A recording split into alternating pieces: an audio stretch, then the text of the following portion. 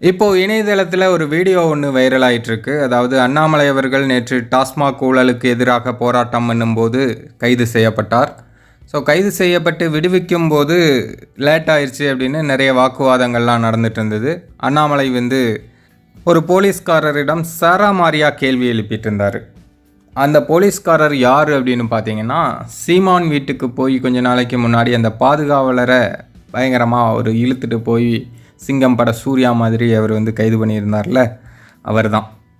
அங்கே அவ்வளோ அடாவடியாக கைது பண்ணவர் இங்கே அண்ணாமலை கிட்ட எப்படி பேசுகிறார் அப்படிங்கிறத பாருங்கள் அப்படின்னு நிறைய பேர் அந்த வீடியோவை ஷேர் பண்ணிகிட்ருக்காங்க. இப்போ நீங்களே அந்த வீடியோவை பாருங்கள். பார்த்துட்டு உங்களுடைய கருத்தை கமெண்ட்டில் சொல்லுங்கள். யாராச்சும் ஒருத்தவங்க ப்ரீவியஸ் அஃபென்ஸ்ல இன்வால்வ் ஆயிருக்காங்களா, யாராச்சும் ஒருத்தவங்க நான் ஆர்டர் பண்ணிட்டாங்களா சார் தெரியாதுல்ல. நீங்க தப்பு பண்றீங்க சார், தப்பு சார். கோர்ட்ல ஆர்கியூ பண்ணுவோம் சார். அந்த கேஸ் நீங்க பண்ணி நீங்க கோர்ட்டு கூட்டு போங்க, ஆர்கியூ பண்ணுவோம். இது நீங்க பண்றதே இல்லீகல். டாஸ்மார்க் 5:30 மணிக்கு கூட்டுறதுக்கு அப்புறம் எப்படி நீங்க 6 மணி 6:30 மணிக்கு கால் பண்ணுவீங்க சார்?